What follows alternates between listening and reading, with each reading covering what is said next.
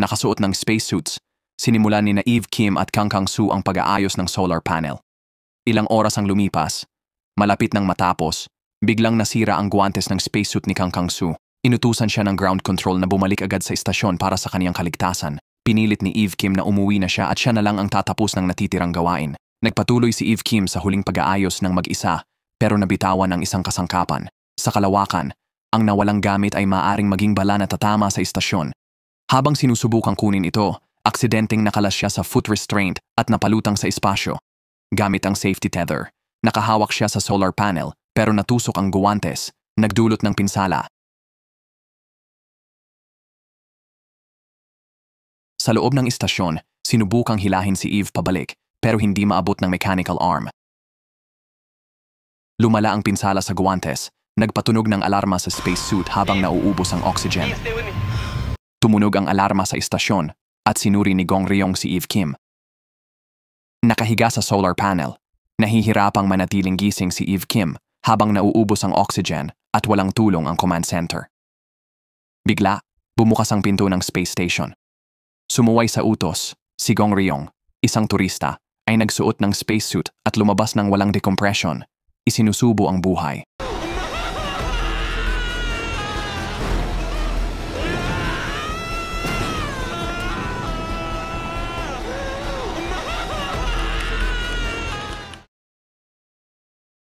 Ilang taon na ang nakalipas, matapos isilang si Gong Ryong, pumanaw ang kanyang ina.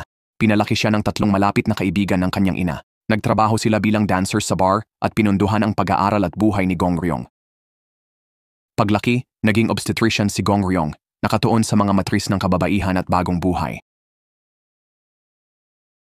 Masasabing kung saan may buntis sa Korea, naroon si Gong Ryong. Naging punong manggagamot siya sa isang conglomerate, dalubhasa sa paggamot ng pagkabaog. Sa kabila ng magandang trabaho, mahirap pa rin si Gong Ryong. Isang gabi, nabangga ang kotse niya ng Rolls-Royce na minamaneho ng mayamang dalaga. Nagpasya si Gong Ryong na huwag makipagtalo. Ngunit napansin niyang dumudugo ang babae, malinaw na namamaluktot. Bilang obstetrician, agad niya itong dinala sa ospital para sa emergency na operasyon. Nang tanggalin ang salaming pang-araw, nagpakilala ang babae bilang si Choi Go-yeon, anak ng chairman ng isang malaking kumpanya. Bagong hiwalay at malungkot, naniwala siyang wala nang mabuting lalaki sa mundo. Sa harap ng mayamang tagapagmana, hindi nagpabango si Gong Ryong, kundi mahinahon na hiniling na magtiwala sa kanya bilang doktor.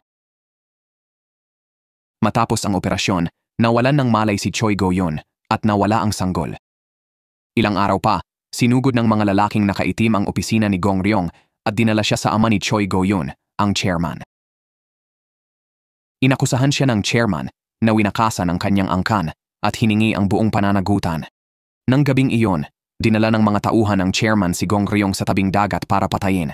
Ngunit, tapat sa kanyang panunumpa bilang doktor, sinabing gagawin niya ulit ito para sa kaligtasan ng pasyente. Pinatawad siya ng chairman pero tinanggal sa trabaho, kaya na-blacklist si Gong Ryong sa mga ospital at nawala ng hanapbuhay. Isang araw, binisita ni Choi Go-yeon si Gong Ryong para mag-alok ng kabayaran. Batid ang lahat ng nangyari sa ama niya. Kahit kilala niya si Gong Ryong bilang mabuting tao, nagalit ito dahil nawalan siya ng trabaho dahil sa pamilya nila. Sa kabila nito, bigla siyang niyakap at hinalikan ni Choi Go-yeon, inamin ang pagmamahal. Nagulat si Gong Ryong at tinanggihan ang pagsuyo nito. Ngunit isang gabi ng paglalasing sa isang karinderya, muling lumitaw si Choi Go-yeon.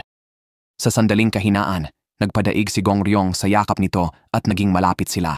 Pagkatapos, muling nag-alok si Choi Go-yeon, mas tuwiran ngayon. Gusto niyang pakasalan si Gong Ryong. Kaya, ang dating mahirap na si Gong Ryong ay naging masuwerteng manugang na ikakasal sa mayaman. Patuloy na umangat ang swerte ni Gong Ryong nang magsimula siyang makipag-date kay Choi Go-yeon. Agad, nagbayad ang MZ Group ng 70 billion won para ipadala siya sa kalawakan bilang turista. Nakatakdang pag-aralan ni Gong Ryong ang gawain ng similya ng tao sa isang laboratorio sa kalawakan. Ngayong gabi, pumasok sa huling countdown ang spacecraft na may dalang Gong Ryong. Sa utos ng pag-apoy mula sa lupa, ang spacecraft ay inilunsad patungong espasyo. Ilang segundo sa paglipad, tinamaan ito ng kidlat. Ngunit ang matibay nitong disenyo ay nag-shield dito, kaya't nakalusot at umakyat sa orbit. Pagpasok sa orbit ng Earth, nakita ni Gong Ryong ang asul na planeta sa bagong pananaw. Dahil sa kakaibang espasyo, nakaramdam siya ng pagkahilo at nakakita ng bangkay na lumulutang. Natatakot maging ulilang lumulutang, siya'y nagsuka at nawalan ng malay dahil sa baradong daanan ng hangin. Agad na nagbigay ng first aid si Commander Eve Kim. Dahil sa kakaibang kondisyon ng espasyo, 7 minuto lang ang mayroon sila para iligtas siya. Kung hindi magkamalay si Gong Ryong sa oras na iyon, siya ay mamamatay.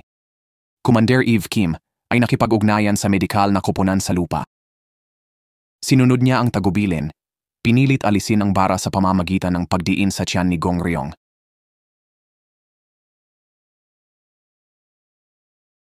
Sa tulong ni Eve Kim, natanggal ang bara at nagkamalay muli si Gong Ryong. Una niyang nakita ang maganda't kalmadong si Commander Eve Kim at ang duguan niyang daliri sa paa. May sariling kwento si Eve Kim, siya at isang kasamahan mula sa Ground Control Center. Nagkaroon sila ng relasyon ng kasamahan sa Ground Control, ngunit kailangan maghiwalay pansamantala para sa space mission niya. Nang maging matatag, nakipag-ugnayan si Gong Ryong sa control at nalaman na ang nakitang spacesuit ay totoo, ngunit hindi bangkay. Ito pala ay satellite na gawa sa inabandonang spacesuit. Nang mag-isa, lumapit si Eve Kim para tingnan siya. Nagpasok ng thermometer sa damit niya. Tumingin sa mga mata ni Eve Kim. Nakaramdam si Gong Ryong ng di maipaliwanag na init kahit normal ang temperatura niya. Oras na para magpahinga at pinutol nila ang komunikasyon sa Earth. Mabait na ipinaalala ni Gong Ryong kay Eve Kim na dumudugo pa ang daliri ng paa niya. Bilang doktor, kumuha siya ng band-aid at first aid kit. Ikinuha ang paa sa strap at hinawakan ang paa ni Eve Kim.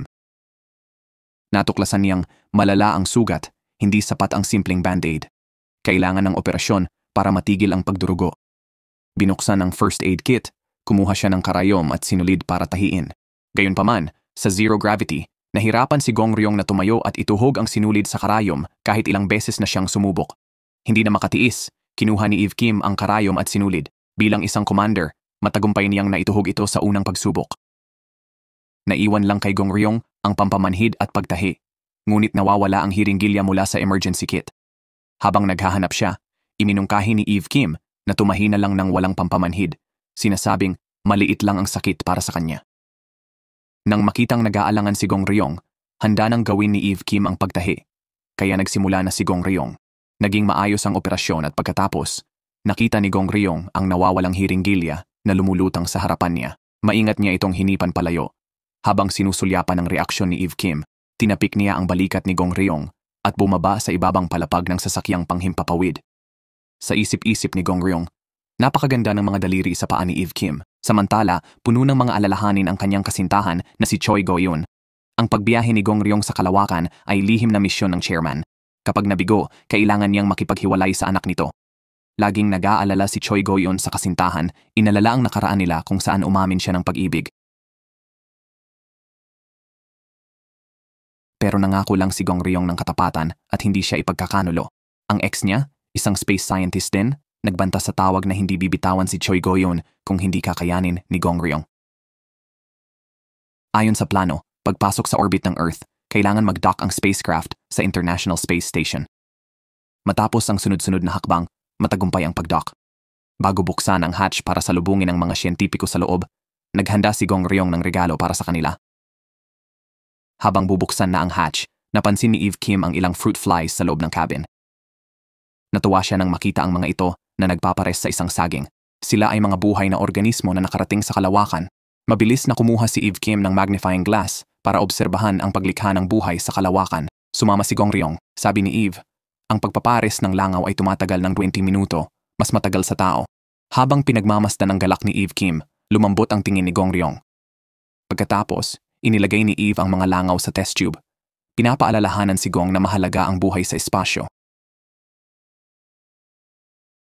Nagbiro si Gong tungkol sa pagpapangalan sa mga langaw. Tinanggihan ito ni Eve, iginiit na tawagin siyang commander. Matapos isecure ang mga langaw, pinuksan ni Eve Kim ang hatch. Sumunod si Gong Ryong, makulit na lumutang palabas ng cabin, hindi pa sanay sa kawalan ng bigat. Sa loob ng istasyon, nakilala niya ang ilang siyentipiko, kabilang si Kang Kang-soo, ex ni Choi Go-yun. Pinuksan ni Gong Ryong ang regalo mula sa lupa, naglalaman ng iba't ibang lasa ng ice cream. Ngunit ang mga matatamis na ito ay may taglay na tunay na dahilan ng pagpunta ni Gong sa kalawakan. Dati, ang anak ng chairman, kapatid ni Choi Go-yun, ay may problema sa pagkabaog na ikinabahala ng chairman. Kamakailan, ipinakita ng manugang ang ulat na sa kawalan ng bigat, tumutuwid ang tamod ng tao. Iminungkahi niyang ipadala si Gong, isang OB, sa kalawakan para sa lihim na eksperimento sa pagbubuntis. Sa espasyo para lihim na magdala ng sariling itlog para sa eksperimento sa pagbubuntis. Nang italaga ang gawain, tumanggi agad si Gong Ryong dahil labag sa patakaran ang pagpapadala ng itlog ng tao sa kalawakan. Ngunit sinabi ng chairman na naipadala na ang tamod ng anak sa cargo spacecraft at kailangan lang ni Gong Ryong dalhin ang mga itlog. Kung magkakaroong apo ang chairman, seryosong isasaalang-alang niya ang relasyon ni Gong Ryong at ng anak na si Choi Go-yun. Kahit lumuhod ang chairman para magmakaawa, tumanggi pa rin si Gong Ryong. Kalaunan, kinausap ni Gong Ryong ang manugang ng chairman para hikayatin itong itigil ang plano. Subalit mas determinado pa ito kaysa sa chairman. Bilang pediatrician na mahilig sa bata, pilit niyang hiniling kay Gong Ryong na tuparin ang pangarap ng babae na maging ina. Nag-alinlangan man, pumayag si Gong Ryong na gawin ang lihim na misyon. Ang mga itlog ng manugang ay itinago sa ilalim ng lalagyan ng vanilla ice cream. Sa kalawakan, namigay si Gong Ryong ng ice cream sa lahat ayon sa kanilang gusto. Pagkatapos mamigay, 2 ang natira, kabilang ang vanilla na may itlog. Bigla, kinuha ni Eve Kim ang vanilla, kaya hinabol siya ni Gong Ryong para mabawi ito. Nagsuspetsa si Eve Kim dahil dapat ideklara ang lahat ng personal na gamit sa kalawakan. Iginiit ni Gong Ryong na idineklarang lahat, pero alam ni Eve Kim na 5 lang ang naideklara. Sa takot, nagsinungaling si Gong Ryong. Sinabing casual lang siya nagdala ng kaunting ice cream. Hinala si Eve Kim sa delikadong laman, kaya tinunaw niya ang ice cream sa oven para suriin. Nagmamadali, kinuha ni Gong Ryong ang ice cream sa oven, pero may baril na si Eve Kim. Nanginig si Gong Ryong habang kumuha si Eve Kim ng ice cream para subukan ito. Lumabas sa resulta na 100% ligtas at hindi nakakalaso ng ice cream. Nakahinga ng maluwag si Eve Kim at iniabot kay Gong Ryong ang kutsara para sa ice cream. Para hindi mabunyag ang sikreto, mabilis itong kinain ni Gong Ryong. Pagkatapos, inagaw ni Eve Kim ang lalagyan, dinurog ito, at pinaalalahanan si Gong Ryong tungkol sa basura sa espasyo. Nang umalis si Eve Kim, kinuha ni Gong Ryong ang lalagyan sa basurahan at nakitang wala na ang mga itlog. Hindi alam ni Gong Ryong, nasa kamay na ng ex ni Choi Go-yun ang ice cream na may itlog. Nakuha rin ni Kang Kang-soo ang tamod ng anak ng chairman na dinala ng spacecraft. Handa na siyang magsagawa ng eksperimento sa embryo ayon sa lihim na plano ng chairman. Napagtanto ni Choi Go-yun na niloko ng kanyang ama ang kanyang kasintahan. Si Gong Ryong ay courier lang na nagdala ng ice cream na may itlog sa kalawakan. Hindi siya kasali sa mga eksperimento. Malinaw na walang tiwala ang chairman kay Gong Ryong at ayaw niyang ipakasal ang anak sa kanya. Hinanap ni Gong Ryong ang mga itlog sa istasyon. Habang ginagawa ito, tumawag si Choi Go-yun para ibunyag ang lahat. Nang malaman ang totoo, agad na hinarap ni Gong Ryong si Kang Kang-soo, hinihingi ang mga itlog. Itinulak siya ni Kang, kaya nagpagulong-gulong si Gong Ryong sa istasyon. Ininsulto ni Kang si Gong Ryong, sinabing di siya karapat-dapat sa mayamang tagapagmana at pinagsukuan siya. Sinabi niyang mas bagay sila ni Choi Go-yun. Kahit pinanghinaan siya ni Kang, di sumuko si Gong Ryong dahil may kasunduan siya sa chairman. Kapalit ng pagpunta sa espasyo, magtatayo ang chairman ng klinika para sa mga baog. Sa layuning ito, isang araw pa ang inilagi ni Gong Ryong sa istasyon. Biglang tumunog ang alarma. Isang babaeng daga, mouse number 1, ay kinakagat ang 2 iba pang daga. Inutusan ng ground control si Eve Kim na patayin si mouse number 1. Ngunit si Eve Kim, na gumagalang sa buhay, ay tumanggi. Bigla, inatake sa puso ang daga, kaya naguluhan ang mga siyentipiko.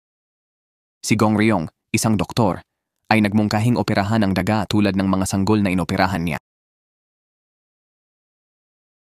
Sa pagsang-ayon ni Eve Kim, agad niyang sinimulan ang operasyon. Kinutya siya ni Kang Kang-soo habang nag-CPR sa daga na humihina ang paghinga. Pero nagpatuloy si Gong Ryong. Nakikita ang sarili sa namamatay na daga. Inspirado, ipinagpatuloy niya ang pagpiga sa puso. Kapalitan si Eve Kim. Siguro dahil sa kanilang pagsisikap, tumatag ang tibok ng puso ng daga. Nakita ang buhay na nailigtas. Niyakap ni Eve Kim si Gong Ryong. Tinawag siyang mahusay na doktor. Pinayagan pa niya itong tawagin siya sa pangalan ng may lambing. Sa mainit na tingin ni Eve Kim, nakaramdam si Gong Ryong ng kilig.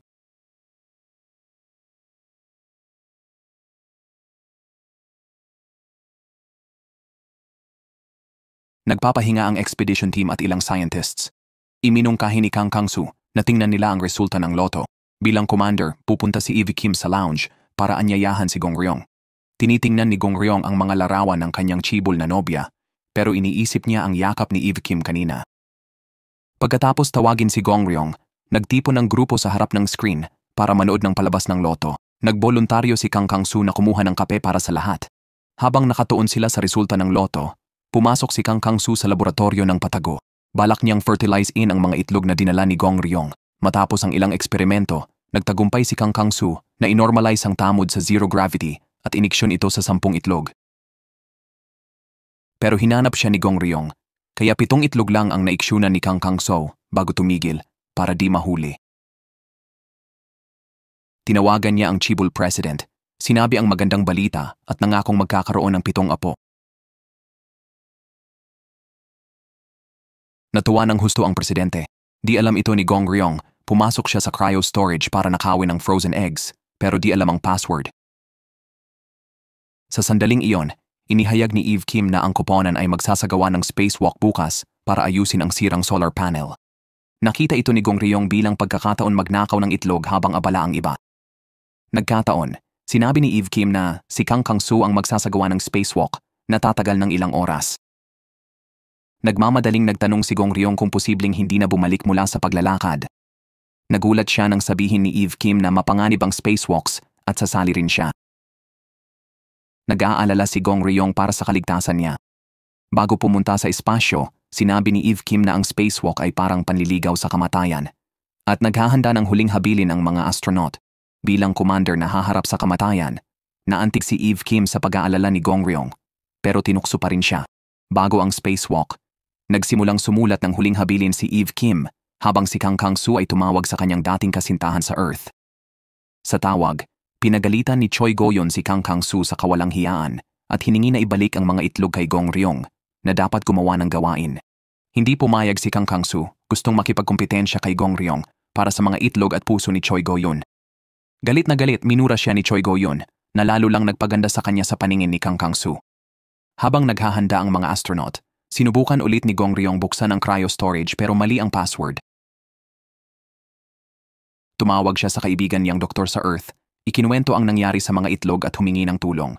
Narinig ang centrifuge malapit kay Gong Ryong, binalaan siya ng kaibigan na kung ito'y mag-overheat, maaaring sumabog at mag-shutdown ang istasyon. Para maiwasan ang panganib sa mga eksperimento kung may sunog, automatikong bubuksan ang cryo storage. Ito ang nagbigay kay Gong Ryong ng ideya para sa solusyon.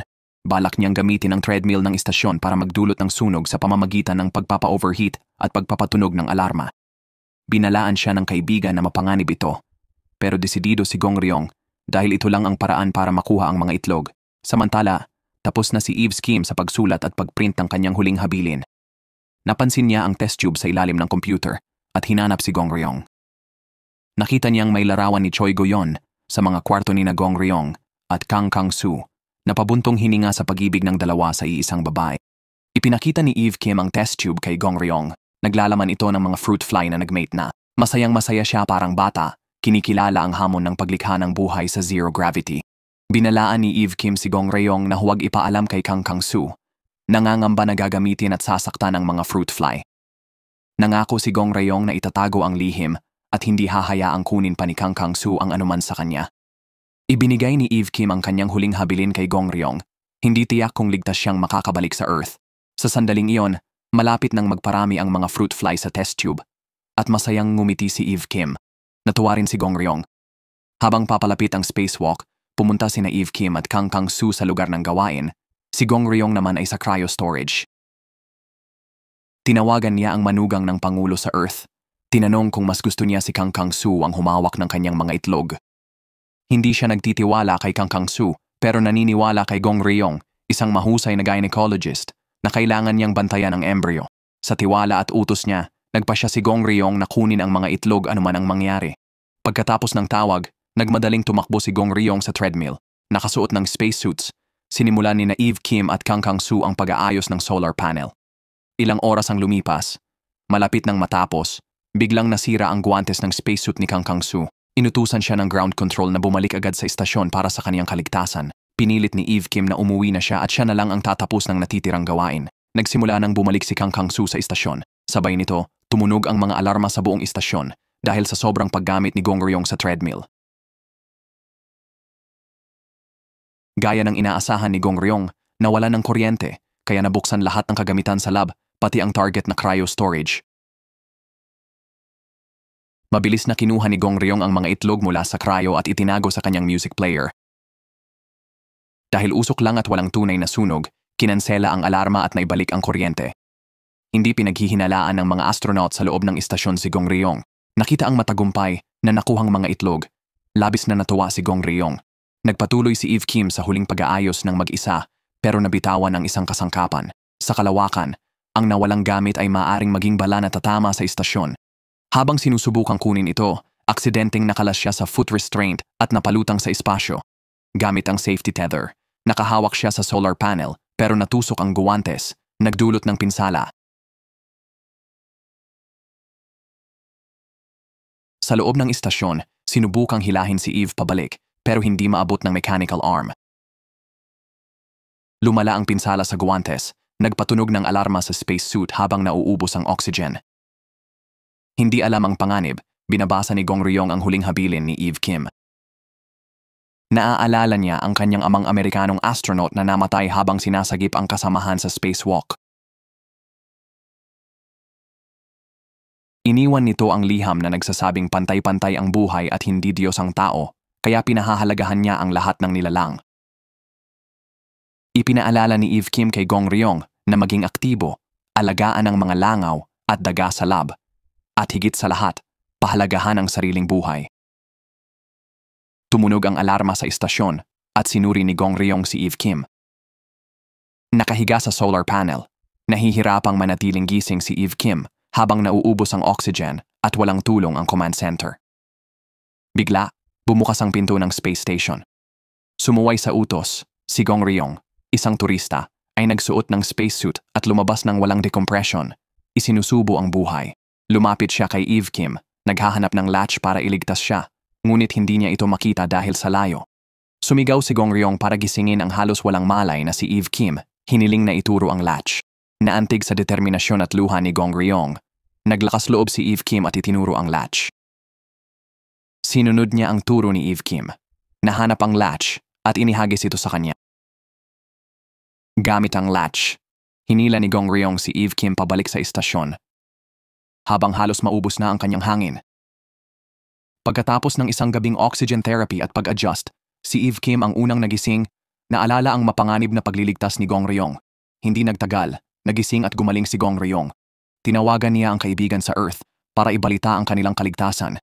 Isang kaibigan ang nagbunyag na ang mayamang nobya ni Gong Ryong, si Choi Go-yeon, ay biglang inanunsyo ang kanilang kasalan sa media.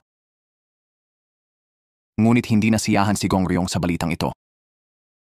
Sa halip, mas inaalala niya ang kalagayan ni Commander Eve Kim. Kapwa si Gong Ryong at Eve Kim ay pumunta sa banyo. Nang makitang ayos si Eve Kim, ngumiti si Gong Ryong, ngunit sinampal siya ni Eve. Pinuna niya ito, sinabing bilang astronaut, lagi siyang handang magsakripisyo. Ngunit si Gong Ryong, isang space tourist lang, ay hindi dapat ipagsapalaran ng buhay. Bilang commander, hindi niya maaaring payagan itong manganib. Humingi ng tawad si Gong Ryong at nangakong hindi na uulitin ang ginawa. Inutusan ni Eve Kim si Gong Ryong na umiwas sa anumang kapusukan bago bumalik sa Earth at pinagbawalan siyang magpakita sa kanya. Nagmakaawa si Gong Ryong, itinuturo ang liit ng space station at nagtatanong kung paano niya maiiwasan ng lubos si Eve. Si Eve Kim, walang awa, tumalikod ng malamig. Di alam ni Gong Ryong, si Eve Kim, bagamat malupit sa labas, ay nababagabag sa loob, iniisip ang malambot na titig ni Gong Ryong. Nang marinig ang desisyon ni Eve Kim, sinabi ni Kang Kang-soo na ang kapusukan ni Gong Ryong ay labag sa patakaran at dapat parusahan. Sinabi ni Gong Ryong kay Kang na nakuha niya ang mga itlog, pero inihayag ni Kang na tapos na ang eksperimento at nabuo ang 6 sa 7 embryo. Lalong nalungkot si Gong Ryong, katulad ni Kang Kang-soo, na nakakita ng balita ng pagpapakasal ni Choi Go-eun. Para maiwasan si Eve Kim, natutulog si Gong Ryong sa kwarto ng ibang astronaut. Pumayag sila at ibinahagi pa ang kanilang pribadong alak. Sinasabi kay Gong Ryong na sa tahimik at malungkot na lugar na ito, alak lang ang kanilang tanging kagalakan at kapanatagan. Bago matulog, ibinigay ng mga astronaut ang natitirang alak kay Gong Ryong, itinuturing siyang bayani. Mag-isa at walang bigat, uminom si Gong Ryong, bahagyang gumaan ang kanyang pakiramdam. Lasing, tumakbo si Gong Ryong sa istasyon, inutusan ang isang siyentipiko na gumawa ng bakuna para sa Alzheimer gamit ang mga daga. Binisita niya si Donna Lee, isang cosmic scientist, na nakatuklas ng lotto ticket na nagkakahalaga ng 500 bilyong won na pag-aari ni Kang Kang-soo. Hindi alam ang swerte, pinayuhan ng kapatid ni Donna na tahiin ang ticket sa underwear at kunin ang pera pagbalik sa Earth. Susundin sana ni Donna ang payo ng kapatid at tatahiin na ang ticket sa kanyang underwear nang bigla na lang lumitaw si Gong Ryong. Nakita si Donna na kinukuha ang ticket at matapos niyang mataranta. Nang sabihin niyang ibabalik ito kay Kang, pinayuhan siya ni Gong Ryong na huwag gawin ito at sinabing mayaman na si Kang Kang-soo. Nangako si Gong Ryong na itatago ang lihim kapalit ng tulong sa hinaharap ng walang tanong. Pumasok si Gong Ryong sa lab para sa embryo experiment, ngunit dahil sa kawalan ng bigat, nahirapan siyang tumayo at kinailangang itigil muna. Nang makita ang kwarto ni Eve Kim sa dulo ng pasilyo, naglakas loob si Gong Ryong at pumasok. Si Eve Kim ay natutulog. Nagkatinginan sila at parang bata, hiningi ni Gong Ryong na purihin siya sa pagliligtas ng buhay nito. Naamoy ang alak, sasabihin sana ni Eve Kim ang isang bagay, ngunit nauna si Gong Ryong, tinanong kung pwedeng magkaroon ng damdamin para sa kanya. Umiwas ng tingin si Eve Kim, pero patuloy na tumingin si Gong Ryong, napagtantong nahulog na siya sa commander sa harapan niya.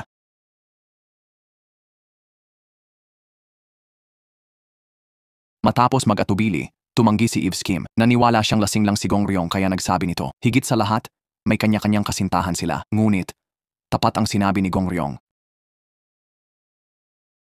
Gusto ng sagot bago umalis. Tinanggihan ni Eve Kim ito at itinulak si Gong Ryong palabas ng lounge. Pagkaalis ni Gong Ryong, nabalisa si Eve Kim. Lihim niyang binuksan ang pinto para tumingin sa labas at nakitang nandoon pa si Gong Ryong. Akala niya curious si Eve, pumilit siyang pumasok para ipahayag ang nararamdaman. Si Gong Ryong, obstetrician, nakikita lang ang karamihang babae bilang buntis, maliban kay Eve na nagpakilig sa kanya. Tumanggi pa rin si Eve Kim, ayaw niyang makisama sa nobyo ng mayamang tagapagmana. Nangako si Gong Ryong na makikipaghiwalay sa kasintahan pagbalik sa Earth. Kung single si Eve o hindi masaya sa partner sa isang taon, humingi siya ng tsansa. Pero, sinabi ni Eve na hindi dapat magkagusto si Gong Ryong at wala siyang binatbat sa partner niya. Nalungkot si Gong Ryong, hindi alam na namumula si Eve ng sandaling iyon. Pinagmasdan ni Kang Tae-hee, dating commander ng space mission, ang larawan niya kasama sina Eve Kim at Park Dong-ah, dating astronaut. Nanguna si Kang Tae-hee sa mga misyon kasama silang dalawa noon at lihim na may pagtingin kay Park Dong-ah. Ngayon, nang makita si Park, napabuntong hininga si Kang Tae-hee sa kotse, iniisip na wala na siyang kaligayahan. Bigla, sumakay si Park Dong-ah sa kotse, inihayag ang pagbibitiw niya sa Ground Command Center. Sinabi ni Kang Tae-hee na ayaw niyang umalis si Park. Tinupad ni Gong Ryong ang pangako at tinawagan ang mayamang nobya na si Choi Go-eun. Nagulat si Choi Go-eun nang sabihin ni Gong Ryong na hindi siya karapat-dapat at ayaw magpakasal, akala'y galit lang sa pag-anunsyo ng engagement. Nainis si Choi Go-eun buong araw, pero nagpa siyang ipaglaban si Gong Ryong, lumuhod pa sa ama sa elevator para makasama siya. Nakita ng ama na hindi gaanong mahal ni Gong Ryong ang anak, kaya pinayuhan siyang mag-focus kay Kang Kang-soo na tunay na nagmamalasakit. Gayunman, nagduda si Choi Go-eun na magtatagumpay ang eksperimento ng space embryo ni Kang Kang-soo. Kinausap ng manugang ng chairman ang kaibigan ni Gong Ryong para magtanong tungkol sa progreso. Sinabi ng kaibigan na nakuha na ni Gong Ryong ang mga itlog at kailangan na lang gawin ang mga eksperimento. Agad siyang nakahinga ng maluwag. Sa oras na iyon, hiniling ng chairman sa manugang na dumalo sa pulong ng mga siyentipiko. Nakita ng akademyang siyentipiko na 6 sa 7 itlog ang matagumpay na napertilisa sa eksperimento ni Kang Kang-su. Naniwala ang chairman na tama siya kay Kang Kang-so at pinapili ang manugang sa pagitan nila ni Gong Ryong para sa embryo. Nang marinig na maaring itanim ang mga itlog ngayong gabi, nag-atubili siya pero sa huli ay pinili si Kang Kang-so dahil gusto niyang magkaanak. Nakatanggap ng tawag si Gong Ryong mula sa manugang. Hindi alam ang desisyon nito, masaya pa rin siya. Balak simula ng fertilization surgery ngayong gabi. Sa dismaya niya, pinigilan siya nito. Natatakot na ang problema kay Gong Ryong ay makasira sa resulta ng pag-aaral ni Kang Kang-su. Nang marinig ang desisyon, nalungkot si Gong Ryong at nais bumalik agad sa Earth. Si Eve Kim, malungkot din, nag-video call sa boyfriend na si Park Dong-a. Pero nakita ang panloob ng babae at si Park Dong-a sa kama kasama si Kang Tae-hee. Akala nila tapos na ang video at nagsimulang maging intimate. Habang ganoon, tinanong ni Kang Tae-hee si Park Dong-a tungkol sa nararamdaman niya para kay Eve Kim. Si Park Dong-a, mabigat ang boses, sinabing hindi nauunawaan ni Eve Kim ang mga lalaki. Nang marinig ang pagtataksil ng nobyo, nalungkot si Eve Kim at tinanong si Gong Ryong kung saan niya itinago ang alak. Galit pa rin. Nagsinungaling si Gong Ryong, sinabing hindi niya alam.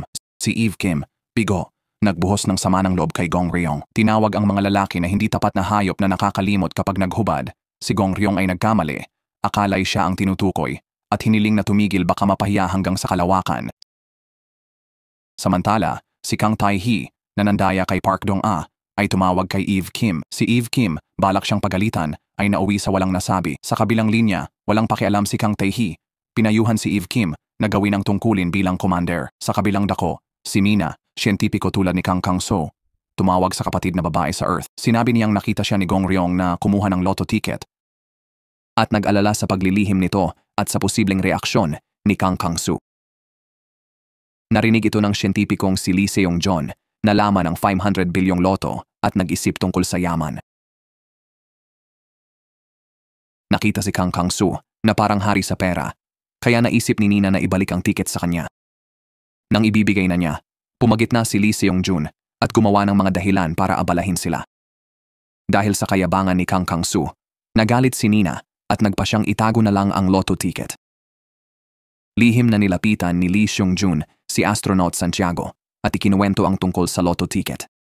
Nag-isip din si Santiago, nakitang nagningning si Kang Kang-su bilang hari ng pera, nagsasaboy ng cash. Di alam ang usapang loto, tapos lang obserbahan ni Kang Kang-su ang 7 itlog na pawang malusog. Ang susunod na hakbang ay i-freeze at ibalik ang mga ito sa Earth. Tinawagan ni Kang Kang-su ang chairman para ibalita ang magandang balita. Natuwa ang chairman at hiningi kay Kang Kang-su na kunan ng litrato ang mga embryo. Gusto niyang makita ang kanyang mga magiging apo. Nalulungkot sa pagtataksil ng kasintahan, nakita ni Eve Kim ang kalahating bote ng alak na itinago ni Gong Ryong. Parang patak-patak ang likido sa loob, kaya hindi madaling inumin. Determinado, nagpa siya si Eve Kim na hanapin si Santiago. Kumbinsido siyang ipinuslit nito ang alak sa espasyo. Samantala, natapos na ni Kang Kang-su ang pagtukoy ng kasarian ng 7 embryo, kumpirmadong magkakaroon ng ilang apo ang chairman. Ipinadala ni Kang Kang-su ang mga larawan ng embryo sa chairman sa oras na iyon. Habang hinahanap si Santiago, bigla na lang pumasok si Eve Kim. Mabilis na inilagay ni Kang Kang-su ang mga embryo sa incubator. Napansin ni Eve Kim ang mga kakaiba sa setting ng incubator, gaya ng temperatura at oxygen level, na hindi tumutugma sa mga kinakailangan para sa langaw ng prutas, na akala niya ay pinag-aaralan ni Kang Kang-su. Nang makita ang mga larawan ng embryo sa computer, nagsinungaling si Kang Kang-su.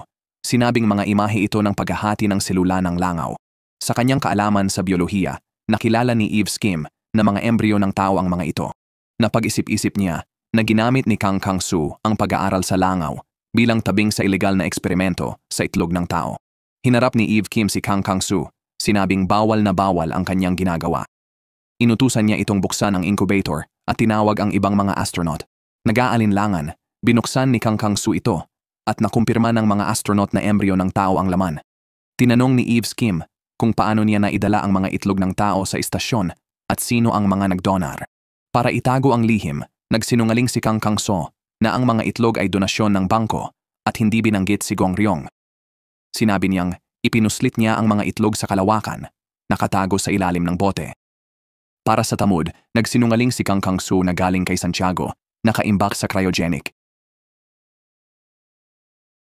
Ipinaliwanag ni Kang na ito'y para maiwasan ang eksperimento sa langaw at daga at tugunan ang pagkabaog.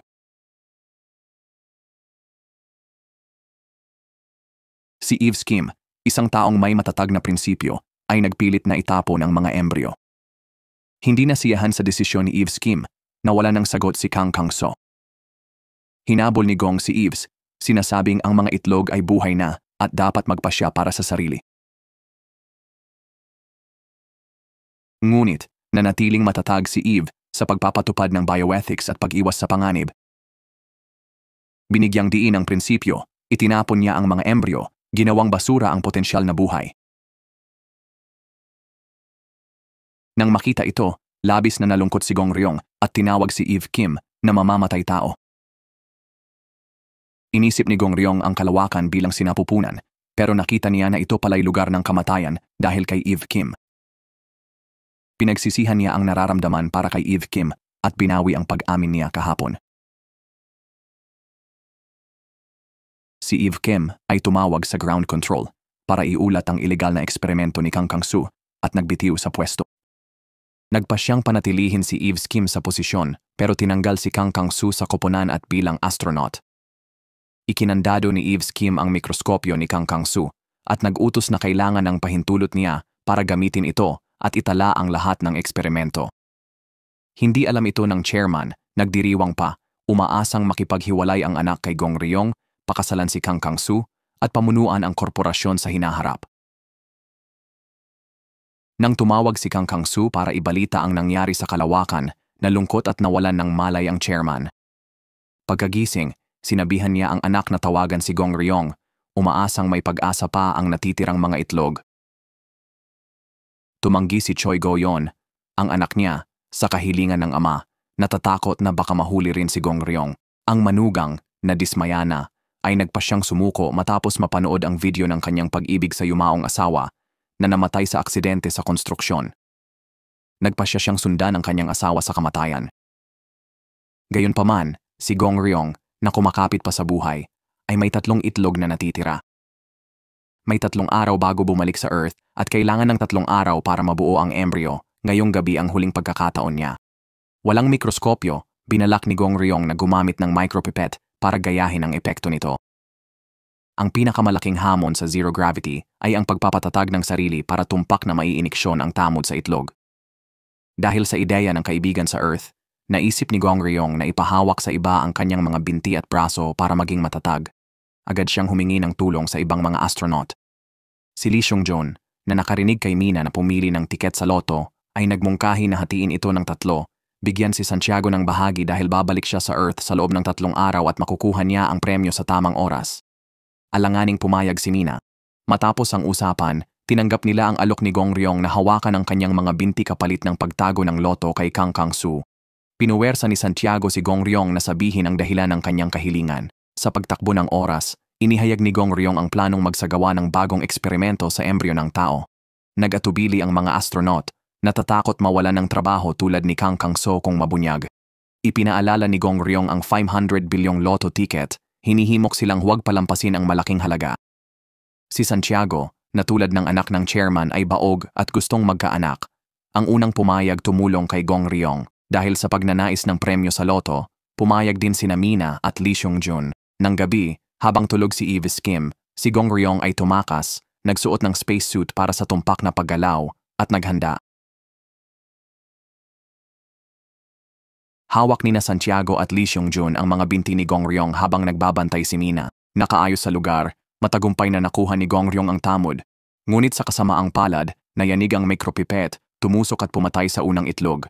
May 2 itlog na lang, nakatuon si Gong Ryong sa pangalawang subok, na ikabit ang itlog sa pipette. Ngunit, masyado siyang naglakas, kaya tumakas ang tamod sa labas ng itlog, nasira ang pangalawang itlog. Sa huling itlog, naghanda si Gong Ryong para sa huling pagkakataon, kailangang itusok ang tamod sa gitna. Nang malapit nang mag-inject, dumating si Eve Kim.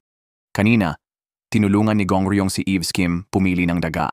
Nagising siya't nakitang nagme-mate ang mga ito.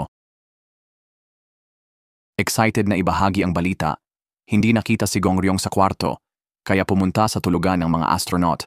Mabilis na sinubukang kontrolin ni Mina ang sitwasyon habang sininyasan ang iba sa loob.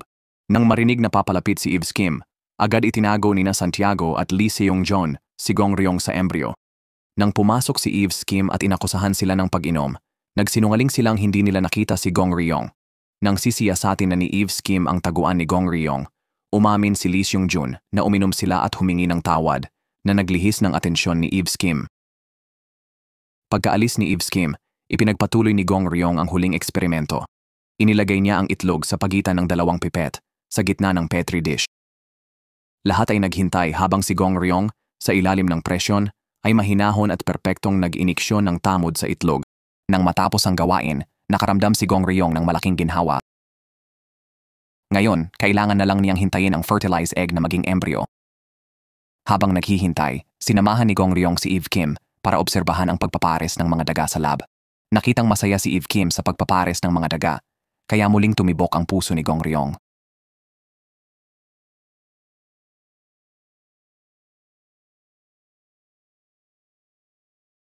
Bago pumunta sa espasyo, naalala ni Eve Kim na pinakiusapan siya ng control center na alagaan si Gong Ryong. Agad tumanggi si Eve Kim, naniniwalang walang alam si Gong Ryong. Ngunit ngayon, natutuwa na siya sa kanya. Nakita ni Park Dong-a sa monitor ang pagiging malapit ni Eve Kim at Gong Ryong habang nagmamasid sa mga daga. Sa pag-iisip ng kanilang pagiging malapit, nag-aalalang tumingin si Park Dong-a sa sigarilyo sa kanyang kamay. Sa sandaling iyon lumapit ang dating astronaut niyang kasintahan na si Kang Tae-hee. Hinalikan ni Park Dong-a si Kang Tae-hee. Ilang araw bago, pumunta si Kang Tae-hee sa bahay ni Eve Kim para patayin ang TV at nakita si Park Dong-a doon. Pagkakita sa kanya, agad na nagsalita si Kang Tae-hee nang may pagkakilig at hinubad ang jacket. Naging malapit si Park Dong-a sa kanya sa bahay ng kanyang kasintahan. Ngayon, sinabi ni Park Dong-a na magbibitiw na siya at napagkamala ng paggalang bilang pagmamahal. Tumakas si Gong Ryong sa rest cabin habang natutulog si Eve Kim at nagdasal para sa mga fertilized na itlog. Pagkatapos magdasal, napansin ni Gong Ryong na hindi pa rin nababalot ang daliri sa paa ni Eve Kim. Nag-alala siya, hinawakan ang paa nito at pinagalitan dahil hindi inaalagaan ang sarili. Mahimbing ang tulog ni Eve Kim, kaya si Gong Ryong mismo ang nagpalit ng benda. Nakita si Eve Kim na tulog pa, naalala ni Gong Ryong noong narinig niya ang pagtanggi nito sa kanya. Nangako si Gong Ryong kay Eve Kim na hindi siya magdudulot ng gulo. Ngunit ngayon, nang makita kung gaano siya inalagaan, napagtanto ni Gong Ryong na tama siya. Tunay nga, marami siyang naidulot na problema sa kanya. Habang tulog pa si Eve Kim, sinamantala ni Gong Ryong ang pagkakataon na magtapat. Umaasang magiging normal ang relasyon nila sa Earth. Sinimulan ni Gong Ryong ang pagmamasid sa culture dish at nakita ang mga fertilized egg na umuunlad ng malusog. Sa tuwa, tinawagan ni Gong Ryong ang hipag ng kasintahan, ang may-ari ng itlog, para ibahagi ang magandang balita. Ang mga fertilized egg ay kailangan lang ng 2 araw sa incubator para maging embryo at ibabalik sa Earth. Bago tumawag si Gong Ryong, nasa koma ang hipag matapos tangkaing magpakamatay. Ngayon, dahil sa matinding pagnanais na maging ina, nakabalik siya sa ulirat nang marinig ang magandang balita. Ang chairman, sabik sa apo, ay natuwa at nakita si Gong Ryong bilang bayaning nagligtas sa kanyang pamilya. Sumama si Gong Ryong sa lahat para mag-almusal. Hindi inaasahan, binanggit ni Eve Kim ang sinabi ni Gong Ryong sa kanya noong nakaraang gabi. Lumabas na habang binabago ni Gong Ryong ang benda at nagtatapat, gising pala si Eve Kim. Naalala niya lahat ng matatamis na pag-aalaga at mga salita. Nagsiselos, galit na hinarap ni Kang Kang-soo si Gong Ryong. Nagtataka kung paano niya nagawa ang sperm injection ng walang microscope. Para di maihayag ni Kang Kang-soo ang mga fertilized eggs, agad siyang pinigilan ng mga astronaut at sinabihang tumahimik. Sa gitna ng gulo, mas maraming debris ang naglutang sa kalawakan at tumama sa inayos na orbit. Agad naglabas ng babala ang Ground Command Center, ibinalik ang posisyon ni Kang Kang-soo at inutusan ang lahat na lumikas gamit ang escape pod. Bilang commander, mahinahon na nag-utos si Eve Kim na isakay ang mga biological specimens sa cargo spacecraft at sinabi kay Gong Ryong na kunin ang kanyang gamit.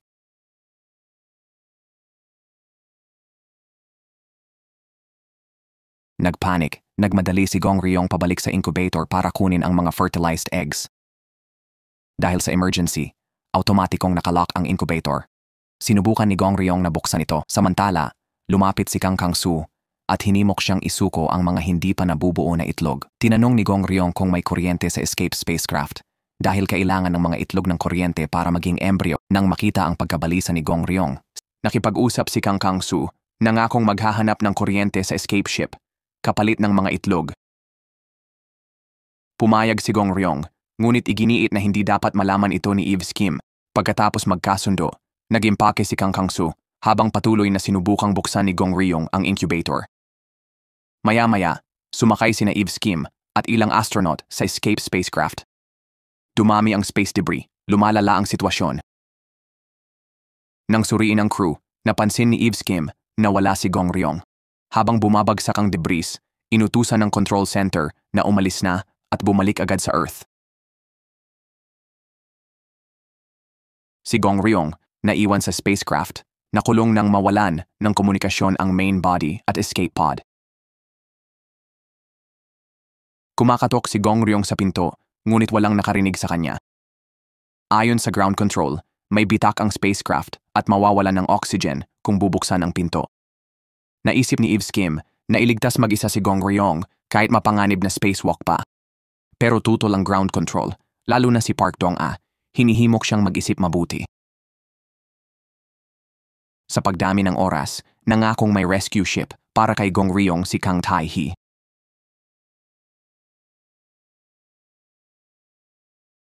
Nag-atubili ang mga astronaut, kaya pinasabog ni Kang Tae-hee ang escape pod mula sa cabin.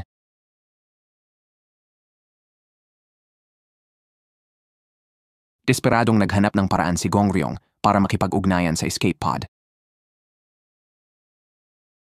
Sa halip, nakatanggap siya ng broadcast channel mula sa Earth na may tugtog. Habang nahihiwalay ang cabin, nakita ni Gong Ryong ang escape pod na unti-unting lumayo.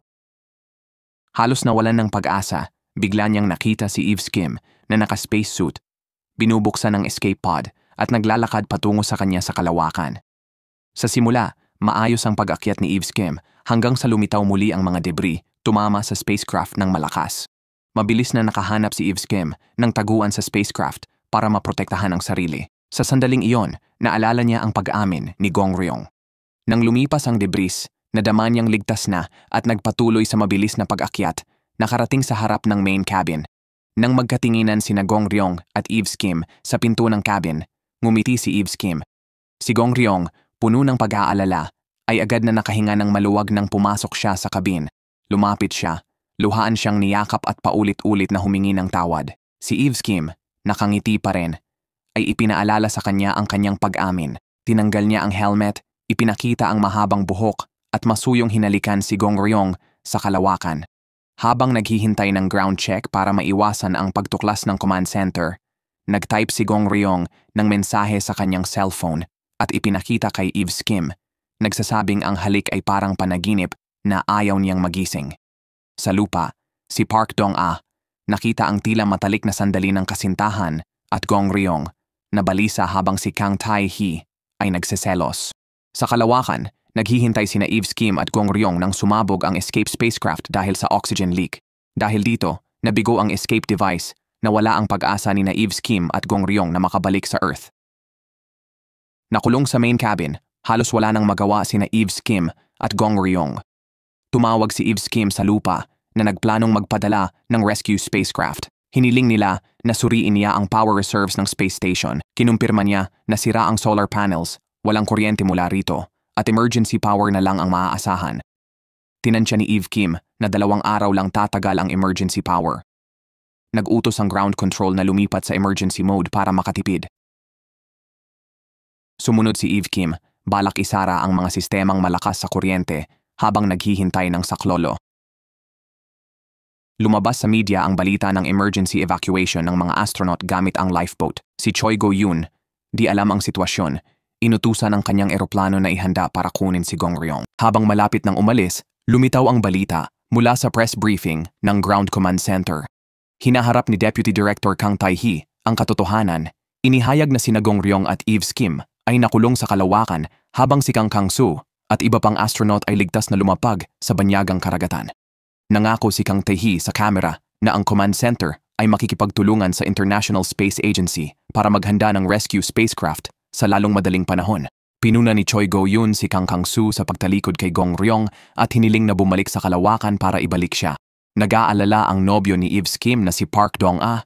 Gustong mag-pilot ng spacecraft mismo kaysa gumamit ng test dummy, handang irisko ang buhay para sa kanya. Tutol si Kang Tae-hee at sinampal si Park Dong-ah, sinasabing ito'y misyon ng pagpapakamatay.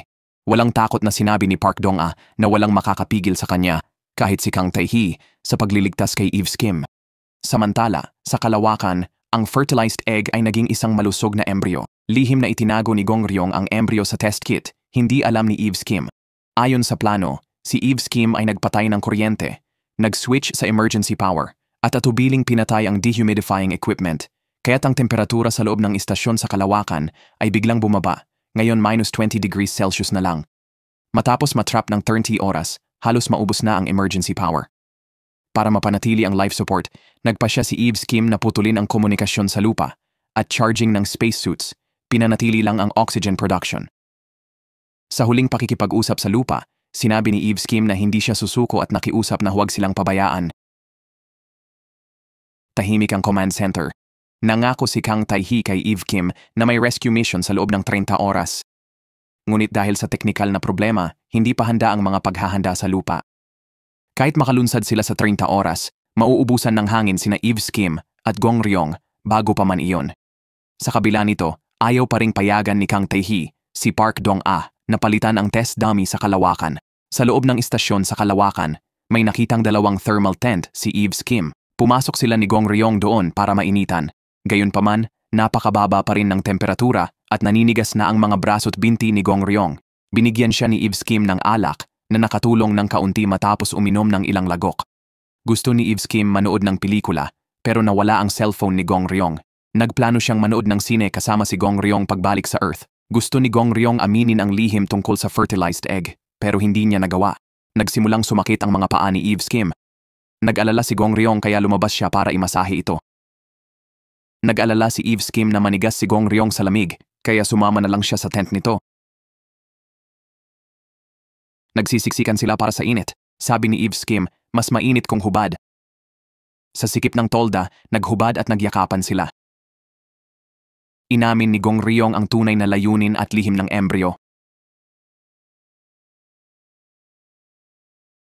Mahina si Eve Kim, nag-alala sa kaligtasan. Kung di makabalik, 3 buhay ang mawawala. Sabi niya, kahit mamatay, kukunin pa rin ang embryo. Hinalikan ni Gong Ryong si Eve na aliw sa piling niya. Kahit malapit mamatay, kontento siya. Naghalikan sa kalawakan, 40 oras nang nakulong. Agarang tinatalakay ang pagsagip sa command center. Dumating si Park Dong-ah, gustong pumunta sa kalawakan. Mariing tumutol si Kang Tae-hee, ayaw niyang hayaang manganib ito.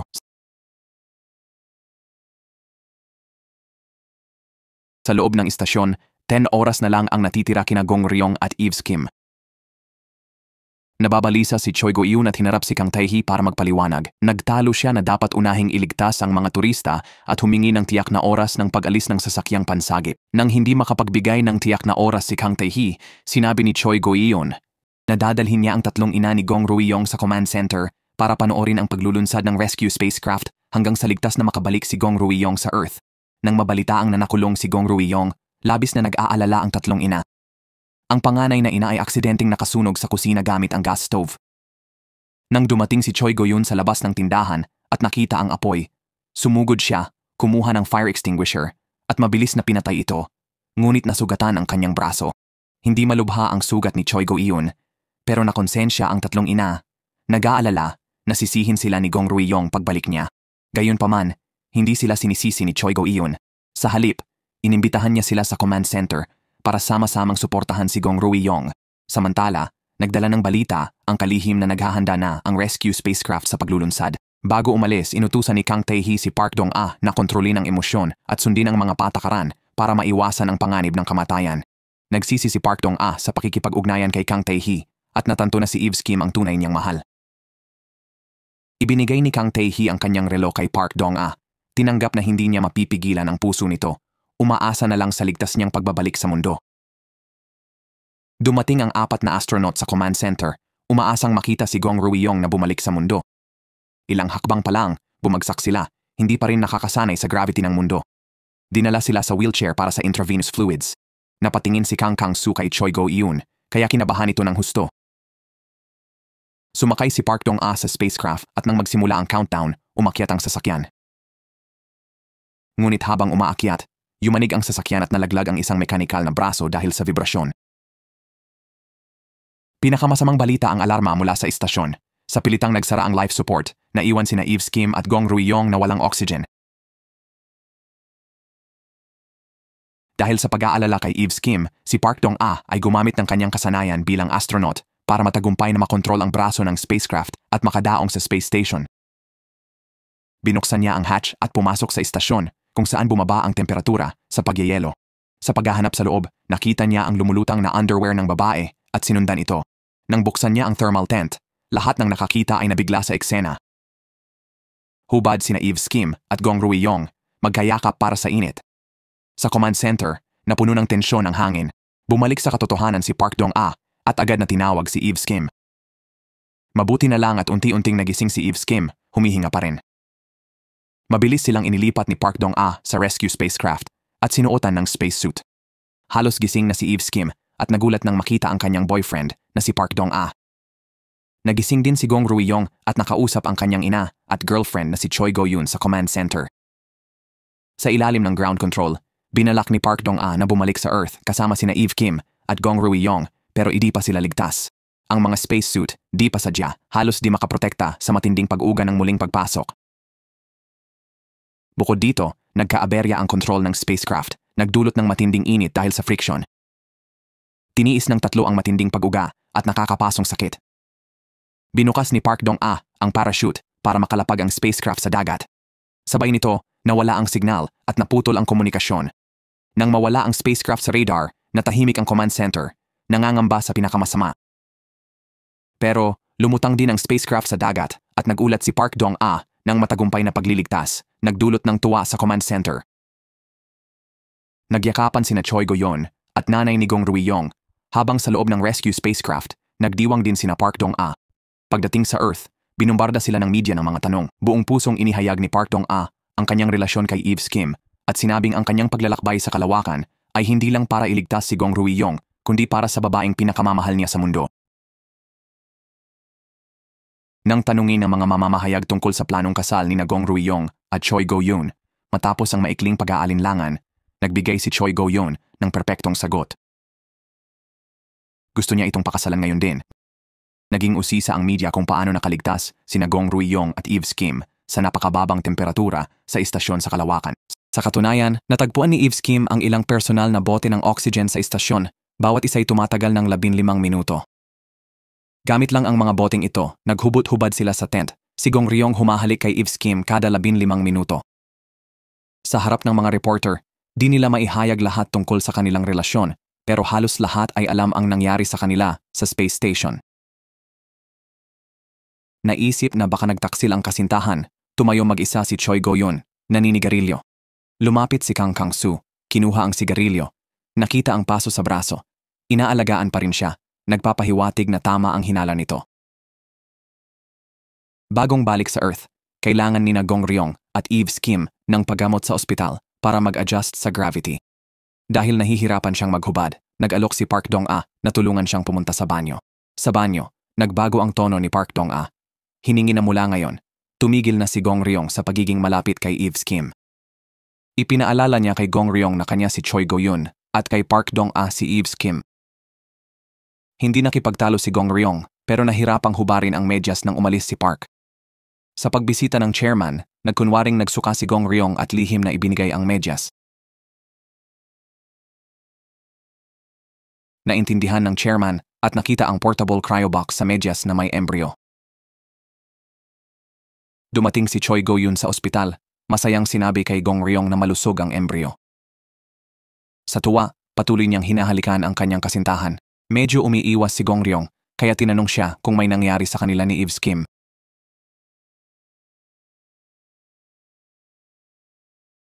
Hindi direktang sumagot si Gong Ryong, pero sinabing huwag sayangin ang oras sa kanya. Humingi siya ng tawad sa kanyang panluloko at pagtataksil. Agad na nasaktan si Choi Go-yun, nakakaawa ang pakiramdam. Pagkalabas ng kwarto ni Gong Ryong, nagtago siya sa hagdanan at tahimik na umiyak. Nakita siya ni Kang Kang-soo na nakaramdam ng kawalan ng halaga at lungkot para sa kanya ngunit nanatiling malayo. Si Choi Go-yun, na nagtipon ng lakas loob, ay bumalik kay Gong Ryong at sinabing hindi siya maniniwala sa mga salita nito at kumbinsido siyang tunay siyang mahal ni Gong Ryong. Inisip niyang ang masakit na salita ay dahil lang sa galit at para uyamin ang kanyang biyenang walang tiwala.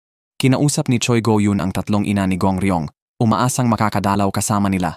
Sa ospital, si Kang Kang-soo, bagamat hindi pa ganap na magaling, ay pinilit ang sarili sa physical therapy.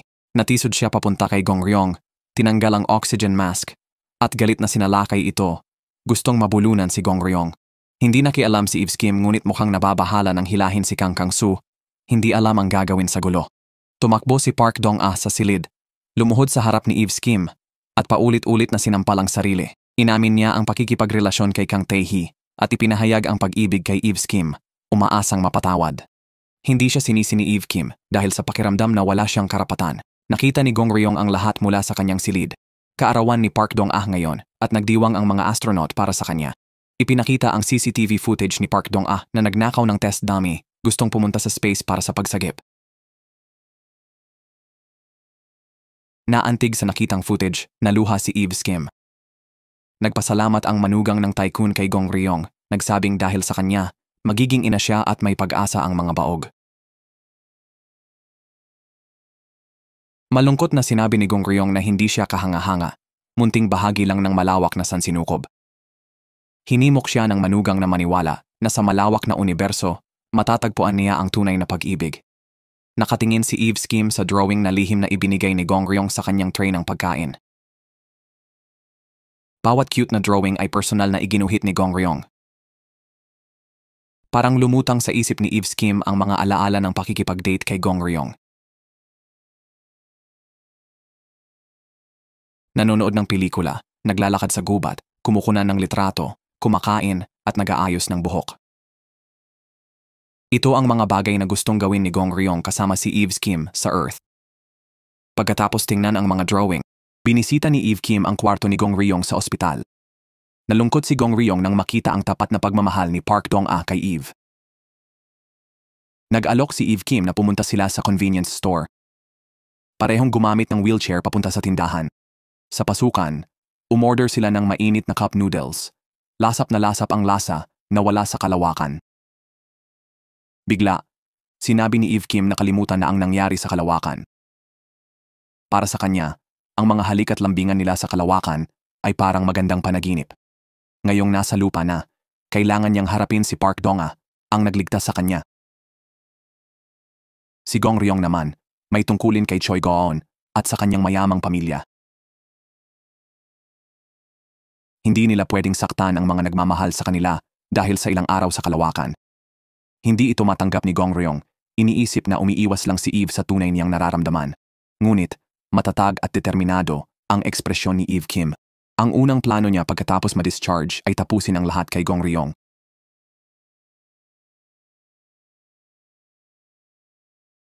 Tumingin si Eve Kim sa larawan nila ni Gong Ryong sa magazine na pabalik mula sa kalawakan. Hindi mapakali si Eve. Si Gong Ryong din ay balisa, pinagmumultuhan ng mga salita ni Eve. Nang gabing iyon, nakita si Gong Ryong na malungkot dahil sa mga iniisip ni Eve. Sa kalawakan, marami silang mga sandaling magkayakap at naghahalikan. Ngayon, sa Earth na, gusto ni Eve wakasan ang lahat. Hinala niya kay Gong Ryong na baka siya'y mapahiya, kaya tinakpan niya ang nangyari sa kalawakan. Para sumuko si Gong Ryong, nagsinungaling si Eve na ang nangyari sa kanila ay isang kahiyahiyang one-night stand lang. Naniwala si Gong Ryong at parang bata, inihagis niya ang natirang noodle bowl sa sahig. Ilang araw pa, nagpatingin ang mga astronaut sa ospital para sa check-up. Bumalik si Gong Ryong sa kanyang tungkulin bilang doktor. Para iwasan si Gong Ryong, pinili ni Eve ang kaibigan niyang doktor para sa konsultasyon. Nang malaman ang sadyang pag-iwas ni Eve, muling nalungkot si Gong Ryong. Sa bahay, namimiss ni Kang Su si Choi Go-yoon, naaalala ang unang pagkikita nila noon. Para parangalan ng yumaong kapatid, sinundan ni Choi ang ama, ang club president, sa templo. Pinaluhod ng ama si Choi ng 1,000 pero umalis agad, hinayaang si Kang Su ang magpatuloy. Kahit tumugtog si Choi sa templo, sinabi ni Kang Su na mali yon, pero sabi ni Choi ngumiti ang Buddha. Pagkatapos, ipinahayag ni Kang ang pagkagusto kay Choi, hinahangaan ang ganda at talino nito. Tinanong ni Choi si Kang Su tungkol sa madalas niyang paglalakbay sa kalawakan. Hindi sumagot pero nagkwento tungkol sa konstelasyon, nagpagaan ng kalungkutan ni Choi. Ngumiti si Choi kay Kang Su sa unang beses, nag-amin ulit siya ng pagnanais makasama ito. Patuloy na hinahabol ni Kang Su si Choi, nagtatanong tungkol sa gawin ni Gong Ryong at Eve Kim. Iminumungkahi ni Kang Su na direktang tanungin si Gong Ryong. Binibigyang diin na anuman ang sitwasyon, si Choi lang ang mahalaga sa kanya. Samantala, hinihimok ng boyfriend ni Eve Kim na si Park Dong-ah na tanggihan ang nalalapit na space mission at magpahinga kasama niya sa US ng 1 taon o 2. Gayunpaman, tumanggi si Eve at tinapos ang relasyon, di mapatawad ang pagtataksil kahit iniligtas siya nito sa kalawakan. Umaasa siya sa mapayapang paghihiwalay, nananatiling kasamahan lang. Galit na tinanong ni Park Dong-ah si Eve Kim tungkol kay Gong Ryong, hinala na nakipaghiwalay siya dahil may iba. Walang paliwanag si Eve Kim. Sa ground control, si Deputy Director Kang Tae-hee na may relasyon kay Park Dong-ah, nanonood ng yakap ni Eve at Gong Ryong sa space station. Hinala ng staff na tiyak na naging malapit ang dalawa. Kung hindi, dahil sa ugali ni Eve Kim, hindi siya maghuhubad at yayakap sa lalaki kahit sa banta ng kamatayan. Para mapatunayan, si Kang Tae-hee ay nag-aayos ng pulong kina Gong Ryong at Eve Kim at inutusan silang magsulat ng hiwalay na ulat tungkol sa kanilang mga karanasan sa nakaraang 3 araw sa istasyon sa Kalawakan, kasama ang bawat minutong pangyayari. Binalaan ni Eve Kim si Gong Ryong na huwag banggitin ang kanilang paghahalikan o pagtatalik. Galit pa rin kay Eve. Sinasabi ni Gong Ryong na hindi niya matandaan ang mga detalyeng binanggit niya. Sa bahay, nahihirapan siyang magsulat, naaabala ng mga alaala ng kanilang pagiging malapit sa Kalawakan, at hindi nakasulat ng kahit isang salita. Tumawag si Eve Kim, nag-aalala na baka makaligtaan ni Gong Ryong ang ulat. Gusto niyang pagkasunduan ang kanilang mga kwento. Galit pa rin. Sinabihan siya ni Gong Ryong na iwanan na lang siya. Sa susunod na mga araw, patuloy siyang kinokontak ni Eve Kim para sa ulat, pero laging may dahilan si Gong Ryong para ibaba ang tawag. Nakangiti si Eve Kim sa pagtingin sa daga mula sa espasyo na tinahi ni Gong Ryong at pinuri ang pananahi sa harap ng mga kasamahan. Hindi niya napapansing hinahanap-hanap niya pala ang lalaking gumawa nito. Nagtipon ang mga astronaut at tauhan ng control center sa pamilyang kainan ni Gong Ryong. Nagpasalamat si Gong Ryong sa lahat ng suporta na tumulong sa kanya na makabalik ng ligtas sa Earth. Sa okasyon, isang lasing na Park Dong-ah ang nagtanong sa publiko kung gusto ni Gong Ryong si Eve Kim. Sinisi niya si Gong Ryong sa pagdungis ng reputasyon ni Eve bilang commander. Para protektahan si Eve, inamin ni Gong Ryong ang nararamdaman niya. Sabi niya, si Eve ay nagpapahalaga sa buhay, pero iniligtas siya kaya hindi niya maiwasang mahalin ito. Sinuntok ni Park Dong-ah si Gong Ryong. Di siya gumanti at sinabing di siya gusto ni Eve. Pagkatapos, naghintay si Eve sa labas ng bahay ni Gong Ryong para magsulat ng report. Inanyayahan siya ni Gong Ryong sa loob, pero tumanggi si Eve at umalis. Maya-maya, naliligo si Gong Ryong nang pumasok si Eve nang walang paalam. Galit na tinanong ni Eve kung nakalimutan na niya ang mga intimate moments nila sa space. Sinamantala ni Gong Ryong to para itanong kung bakit nag-aalangan si Eve sa kanya. Sa patuloy niyang pagtatanong, inamin ni Eve na mula nang tahiin ni Gong Ryong ang kanyang daliri sa paa sa Kalawakan, hindi na niya mapigilan ang nararamdaman para sa kanya. Nang mapagtanto ni Eve na hindi siya nakalimutan, ngumiti si Gong Ryong. Naghalikan sina Eve at Gong Ryong, hindi na mapigilan ang tunay na damdamin. Biglang dumating si Choi Go-yoon sa bahay ni Gong Ryong at nakita si Eve doon. Nang maunawaan ang nangyari, inanyayahan ni Choi si Eve sa bar para mag-usap. Sa bar, umorder si Choi ng alak. Hinahamon si Eve sa inuman para malaman kung sino ang makakakuha kay Gong Ryong. Tinanggap ni Eve ang hamon, umiinom ng baso-baso na ibinubuhos ni Choi. Pagkatapos ng 2 bote, humingi ng tawad si Eve kay Choi. Inaming sinubukan niyang pigilan ang damdamin. Pero hindi niya nagawa. Mahinahon nang umiti si Choi, hindi umaatras. Naniwala siyang bilang simpleng gynecologist, kailangan ni Gong Ryong ang yaman niya at ng pamilya. Iniisip na ang interes nito kay Eves ay panandali ang pagkakagusto lang na maglalaho at babalik siya sa kanya. Gusto niyang makitang umaakyat si Gong Ryong sa hagdan ng tagumpay. Tumanggi si Eve at balak niyang ubusin lahat ng alak sa harap niya. Biglang tumawag si Gong Ryong kay Eve, kaya nagselos si Choi. Tinawagan naman ni Gong Ryong si Choi, kaya naging mayabang ito. Gabi na. Bumalik ang dalawang lasing na babae sa bahay ni Gong Ryong at natulog sa kama niya. Nakita ito ni Gong Ryong at tinaklob na lang ng kumot ang dalawang babae. Kinabukasan, nagsumit ng kanilang mga ulat sina Gong Ryong at Eves. Dahil pinagkasunduan nila ang kwento, nagtugma ang mga salaysay. Nawala ang duda ni Kang Tai-hee.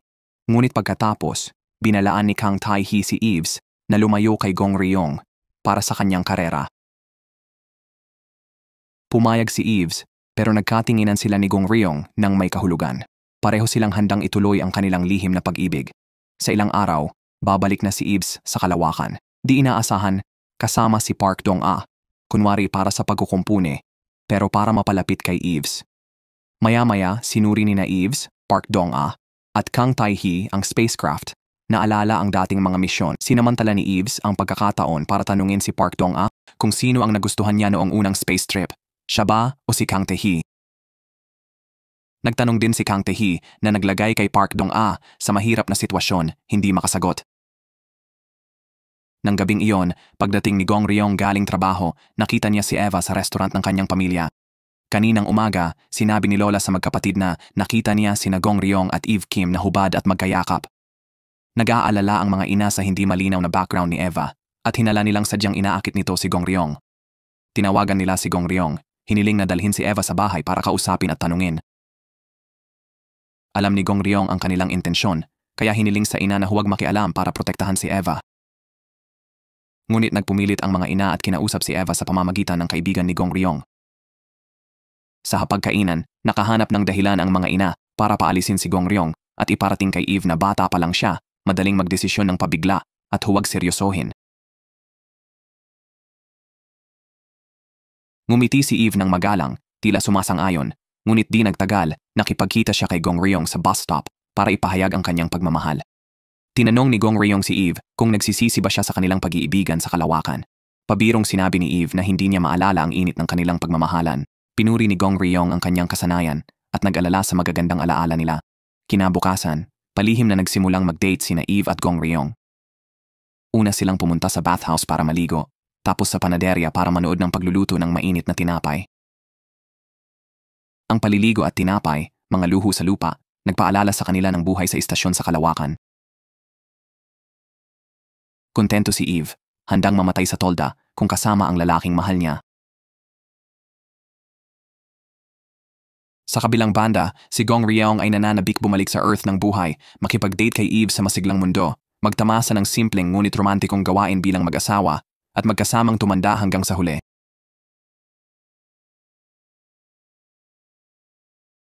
Kahapon, ilang astronaut na nagnakaw ng lotto ticket ni Kang Soo ay balak i-cash ito, ngunit nahuli sila ni Kang Soo.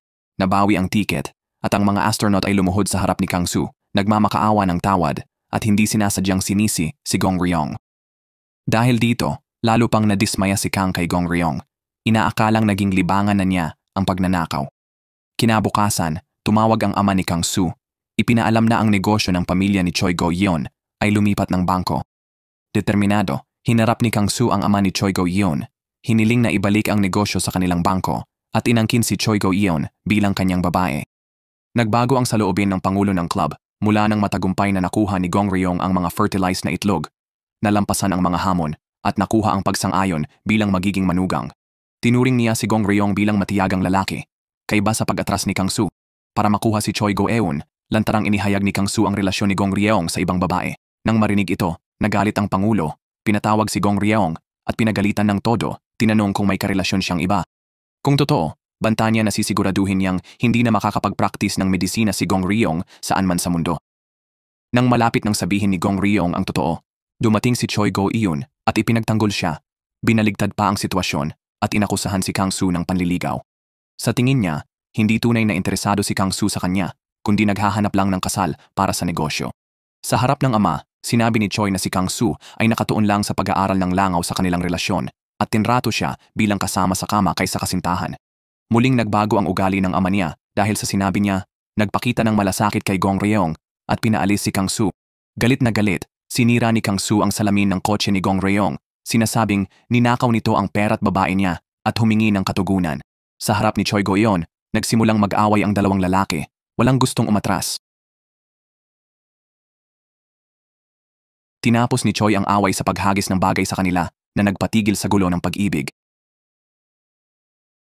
Kalaunan, nahuli si Kang Su na gumagawa ng bawal na eksperimento ng tamod sa istasyon ng Kalawakan, balak ng control center na tanungin at bantayan siya pagkatapos ng pulong. Samantala, muling pinaalala ni Park Dong-a kay Eves Kim na huwag masyadong lumapit kay Gong Ryong. Hindi nakinig si Eves, malapit nang pumunta sa Kalawakan, gustong pahalagahan bawat sandali kasama si Gong Ryong. Patuloy na tinanong ni Park Dong-a kung naging malapit si Eva kay Gong Ryong. Inamin ni Eve pero di naniwala si Park Dong-a. Akala niya di gagawin yon ng isang maprinsipyong commander. Nalungkot si Park Dong-a. Pauwi na siya nang basain siya ng kotse ni Kang Tae-hee bilang biro. Tumakbo si Eve Kim sa ulan ng walang payong. Sa kanto, naghihintay na si Gong Ryong. Pinayungan niya si Eve, inalagaan sa kalsada, at nagyakapan sila, nagbulungan ng matamis. Nakita ito ni Kang Tae-hee at nagsimulang maghinala tungkol sa kanilang relasyon. Sa ahensya, tiningnan ni Kang Tae-hee ang CCTV ng magkayakap na hubad, sina Gong Ryong at Eve Kim. May incubator sa likod. Napansin niya na nakabukas ang incubator, nagpapahiwatig na ginagamit ito. Sa pagsasama nito sa mga di-autorisadong eksperimento ni Kang Su, mabilis na naintindihan ni Kang Tae-hee na malamang kasabwat sina Gong Ryong at Kang Su at ang tunay na dahilan ng pananatili ni Gong Ryong sa pangunahing module ay may kinalaman sa incubator. Agad na tinawag sina Kang Su at Gong Ryong sa Space Agency para sa pagtatanong.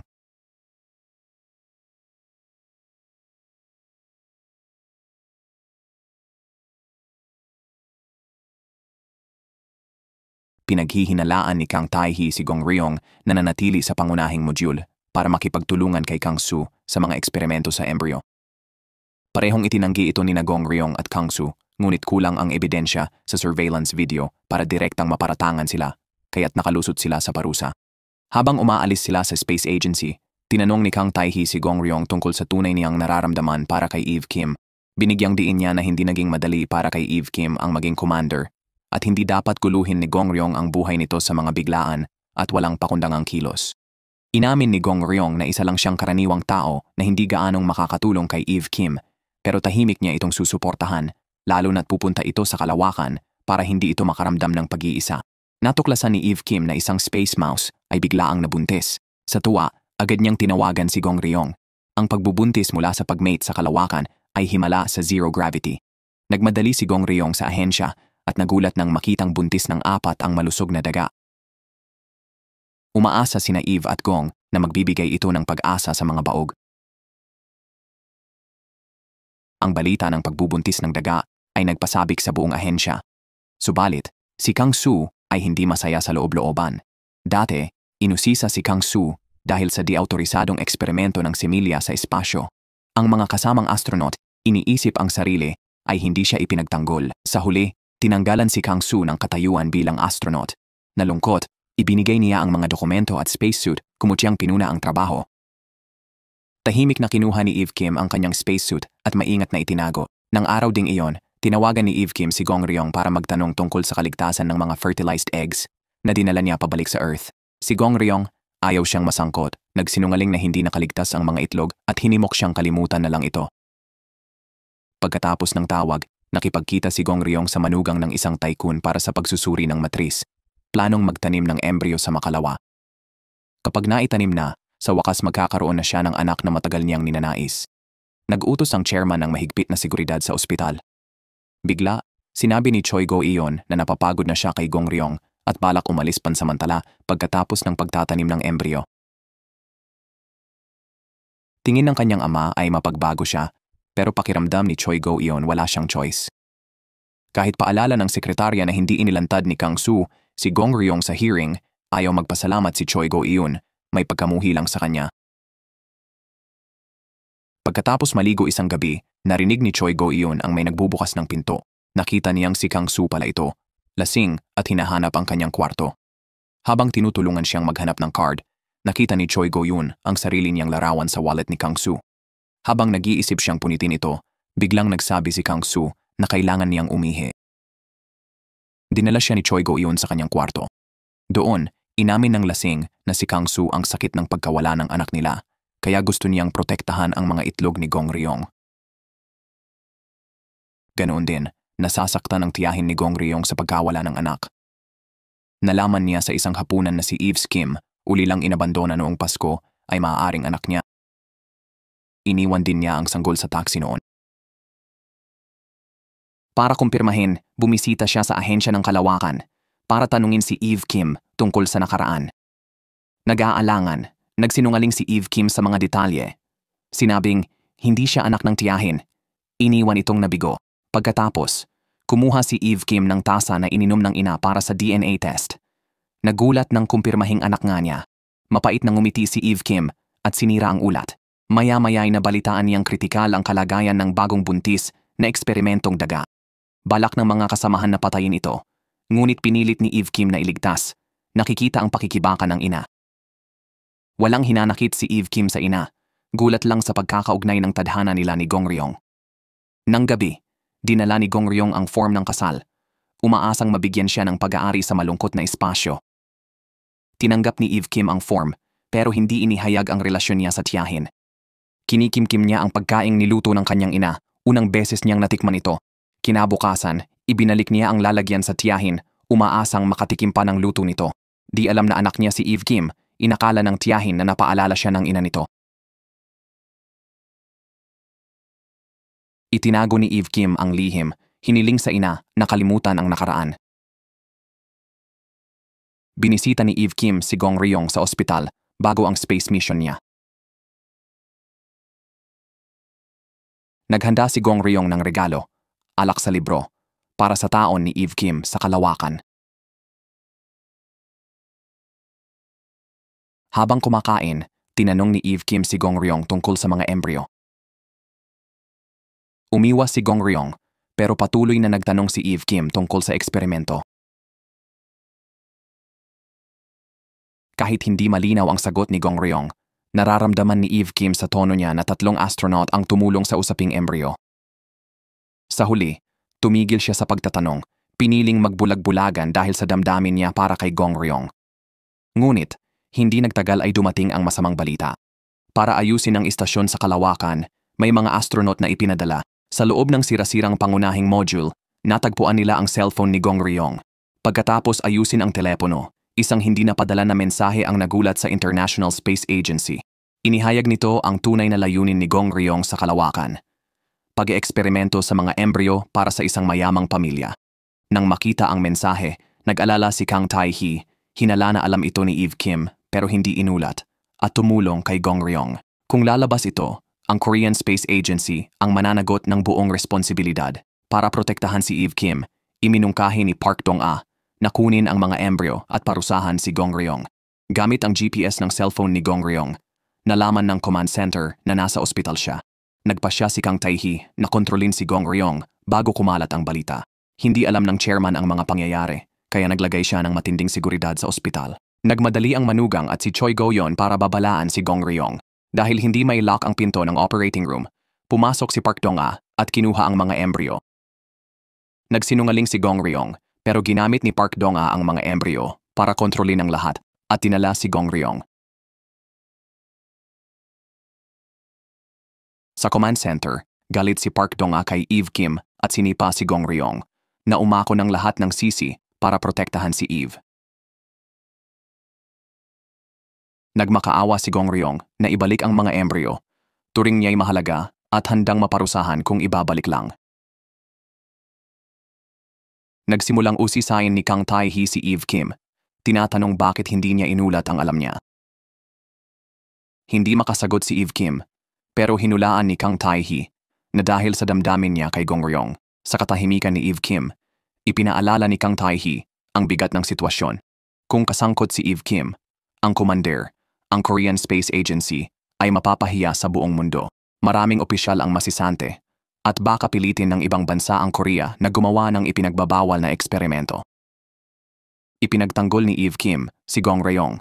Sinasabing nag-aalaga lang siya ng buhay. Hindi gumagawa ng karahasan. Ngunit mas seryoso si Kang Tae-hee. Sinasabing hindi magiging manhid ang International Aerospace Federation. Kung mailalantad ang sitwasyon, maaaring maparusahan si Gong Ryong ng malaking multa, mawalan ng lisensya, at makulong pa. Ito ang gustong-gustong iwasan ni Eve Kim. Para maayos ang sitwasyon, humingi si Eve Kim ng pribadong pagpupulong kay Gong Ryong. Nag-aalala si Gong Ryong sa kaligtasan ni Eve Kim at baka makompromiso sa mga superior nila.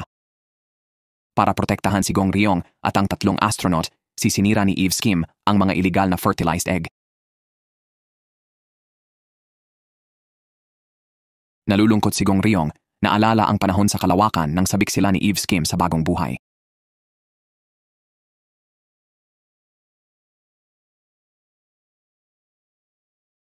Matapos ang ilang hakbang, agad na nasira ang fertilized egg. Dala ang nasirang fertilized egg, kinausap ni Eve Kim si Gong Ryong. Hinimok niya si Gong Ryong na magsinungaling sa publiko na nasira ang egg sa space station para bumaba ang parusa. Si Gong Ryong, nakatingin sa patay na itlog, naging desperado at inakusahan si Eve Kim ng pagiging makasarili. Sinabing pinatay niya ang embryo at sarili sa sandaling iyon. Sa harap ng mga akusasyon, walang depensa si Eve Kim, piniling mag-isang pasanin ang lahat ng sisi para protektahan si Gong Ryong. Nagsabuatan sina Kang Soo at Kang Tae-hee para ipasa kay Gong Ryong ang buong pananagutan at iwasang imbestigahan ng grupo. Nang gabing iyon, ipinakita ni Gong Ryong ang patay na itlog sa Pangulo, na galit na sinampal si Gong Ryong dahil sa kanyang kapalpakan. Inaliw ni Choi Go-eun si Gong Ryong at inaya umuwi. Pero tumanggi ito, sinabing hindi siya karapat-dapat sa pag-aalala nito. Nag-isang umalis si Gong Ryong sakay ng kotse. Para matigil ang chismis, ipinadala ni Kang Tae-hee si Eve Kim sa kalawakan para ayusin ang istasyon. Lumipas ang panahon at makalipas ang 2 buwan, natapos ni Eve Kim ang pag-aayos kasama ang kanyang team. Samantala, naharap si Gong Ryong sa korte, nawalan ng lisensyang medikal at nasentensyahan ng 2 taong suspendido at 4 na taong probasyon. Pinawalang bisa ng grupo ang kasunduan ni Choi Go-eun at Gong Ryong. Matapos ang hatol, nilunod ni Gong Ryong ang kanyang kalungkutan sa alak. Nakita ni Kang Soo si Gong Ryong sa palengke, binati sila ni Eve Kim. Sinuntok ni Gong Ryong si Kang Soo bilang tugon. Mungkahi ni Kang Soo, magdoktor muli si Gong Ryong sa Amerika. At balikan si Eve Kim, pero umalis si Gong Ryong nang walang imik. Ngayon, tumutulong siya sa 3 Mothers, tahimik na gumagawa ng gawain. Nakausap ng manugang ng grupo si Gong Ryong, nag-alok mag-aral sa US. Dahil sa guilt, pero tumanggi si Gong Ryong. Pagod na siya bilang OB at natatakot na sa panganganak. Sa kalawakan, nalaman ni Eve Kim na siya'y buntis. Agad niyang ipinadala ang ultrasound sa kaibigan ni Gong Ryong.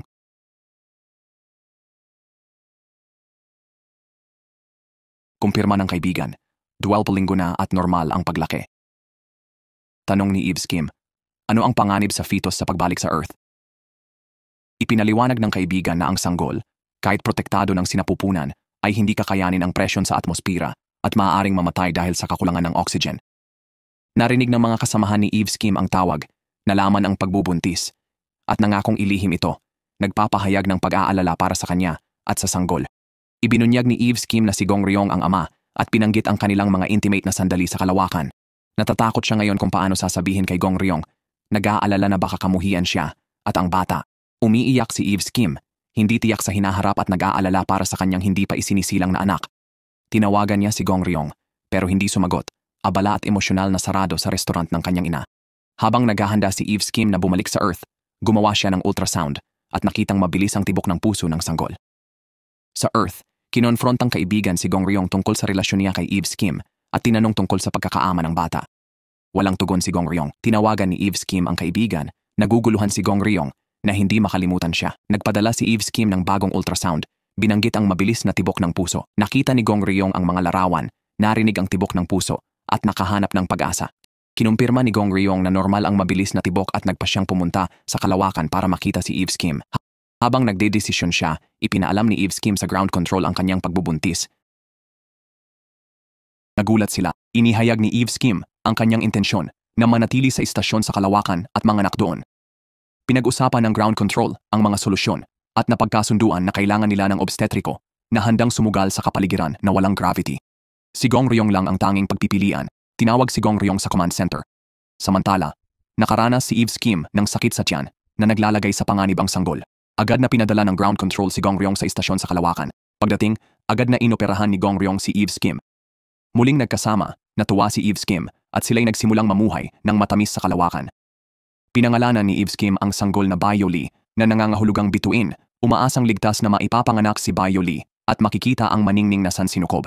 Ilang araw pagkatapos, hinimok ni Eve Kim si Gong Ryong na bumalik sa lupa. Alam niyang ang biglaan niyang pagpunta sa Kalawakan nang walang pagsasanay ay maaaring magdulot ng matinding epekto ng zero gravity kung hindi siya agad bumalik. Hiniling ni Gong Ryong kay Eve Kim na bumalik kasama niya, batid na maaari itong mga hulugan ng pagsakripisyo sa buhay ng kanilang hindi pa ipinapanganak na anak. Naunawaan niya na anumang komplikasyon sa cesarean o panganganak ay maaaring ikamatay. Para iligtas si Eve Kim, handa si Gong Ryong na isakripisyo ang kanilang sanggol sa sinapupunan. Si Eve Kim, ayaw bitawan ng bata, luhang sinabi kay Gong Ryong na bumalik mag-isa. Determinado, iginiit ni Gong Ryong na kung hindi aalis si Eve, hindi rin siya aalis. Para protektahan si Gong Ryong, pumayag si Eve Kim na bumalik sa Earth. Ngunit nang humiwalay ang spacecraft, tumaas ang presyo ni Eve dahil sa pag-aalala sa sanggol. Dahil dito, inutusan ng spacecraft na bumalik sa istasyon. Nanatili sa Kalawakan sina Eve Kim at Gong Ryong. Malapit na ang due date, nagsanay si Gong Ryong at mga astronaut para sa panganganak. Nananatiling malusog ang sanggol. Sa araw ng panganganak, personal na inihatid ni Gong Ryong ang kanilang anak. Ligtas na isinilang si Bai Olay, masayang ipinagdiwang ni Eve Kim at Gong Ryong ang pagiging magulang. Pagkatapos manganak, si Eve Kim ay nakaranas ng bali sa balakang dahil sa pagod. Isang kondisyon na maaaring maging mapanganib ayon sa babala ng command center. Habang kinakaharap ni Eve Kim ang posibilidad ng kamatayan, siya ay umiiyak. Natatanto kung gaano kalapit ang buhay at kamatayan. Hindi alam ang kalagayan ni Eve Kim. Si Gong Ryong ay nananatili sa kanyang tabi. Naglunsad si Kang Soo ng fertility clinic sa Kalawakan, nagdadala ng pag-asa sa mga baog na mag-asawa sa mundo. Sa isang press conference, bukod sa pagtalakay sa benepisyo ng klinika, matapang na inamin ni Kang Soo ang kanyang hangaring magkaanak at magkaroon ng kinabukasan. Kasama si Choi Go-yeon. Sa Kalawakan, nag-iisang taon na si Bai Olay. Nananatili si Gong Ryong sa istasyon kasama si Bai Olay. Tumatangging umalis hanggat walang ligtas na paraan ng paglalakbay para kay Bai Olay, kahit na maaaring makaranas siya ng matinding epekto pagbalik sa mundo. Nakakalungkot. Pumanaw si Eve Kim isang araw matapos. Ipanganak si Bai Olay. Mabuti na lang. Malusog at napakaganda ni Bai Olay. Inihangin ni Gong Ryong ang abo ni Eve Kim sa Kalawakan. Para kay Eve Kim, ang universo ay naging sinapupunan at libingan. Si Bai Olay, na lumaki sa mundo, ay bumisita sa tumatandang si Gong Ryong kasama ang kanyang anak. Habang papalapit ang katapusan ng buhay ni Gong Ryong, ang siklo ng universo at buhay ng lahat ay nagpapatuloy sa walang hanggang pagsilang at kamatayan.